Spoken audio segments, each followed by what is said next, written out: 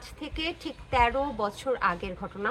আজকের এই দিনে আমি আমার প্রথম জব শুরু করি। অর্থাৎ তখন আমি ক্লাস 7 এ পড়তাম। তখন আমার স্যালারি কত ছিল জানেন? মাত্র ৫,০০০ টাকা। ৫,০০০ টাকায় আমি বাসাবো থেকে হেঁটে হেঁটে পল্টন যেতাম।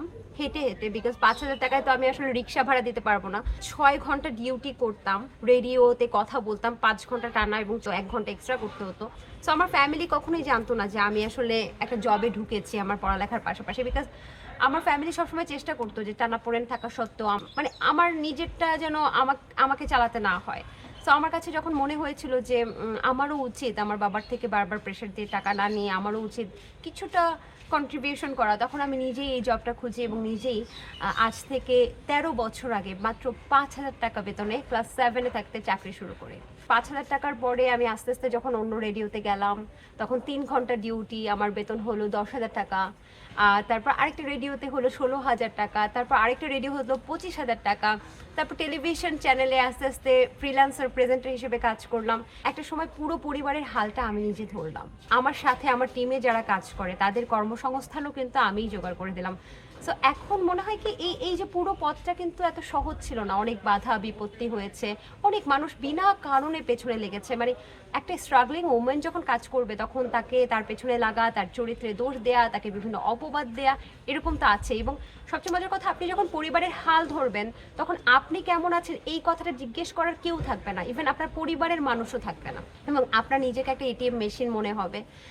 আপনার কোনো সুখ দুঃখ নাই। যারা পরিবারের হাল ধরে তারা কখনো দুঃখ বিলাস করতে পারে না।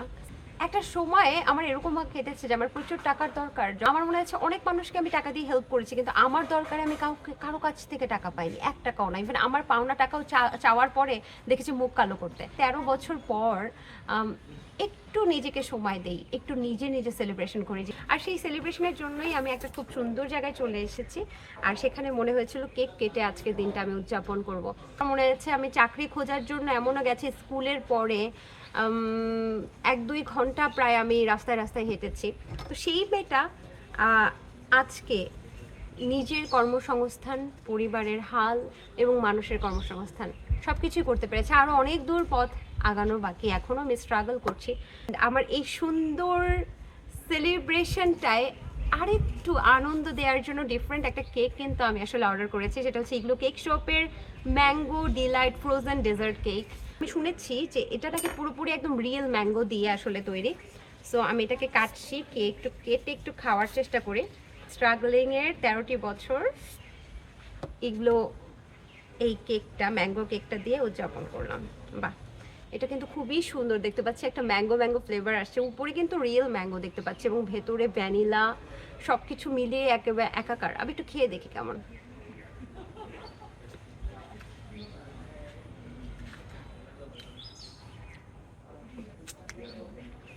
তো আমি একটু কনফিউজড যেটা আসলে কেক নাকি এটা আসলে কোনো আইসক্রিম, বাট আমি কিন্তু দুটোরই স্বাদ পাচ্ছি। ইভেন ম্যাঙ্গোর সাথে ভ্যানিলার যে একটা কম্বিনেশন, সেটা কিন্তু অসাধারণ একটা স্বাদ তৈরি করেছে।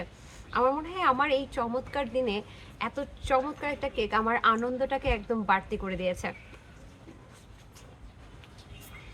আসলে মিষ্টি মুখ মানেই তো এগুলো, যেহেতু বাঙালি সংস্কৃতির সাথে আমের একটা ভূমিকা আছে বা আমের একটা মেলবন্ধন আছে।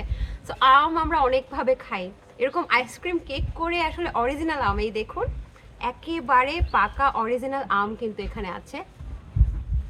এটা আসলে বাড়তি একটা টেস্ট করছে, অসাধারণ। আমার খুবই ফেভারিট একটা আইসক্রিম হয়ে গেছে আজকের পর থেকে। আমি তো ঈদেও খাবো।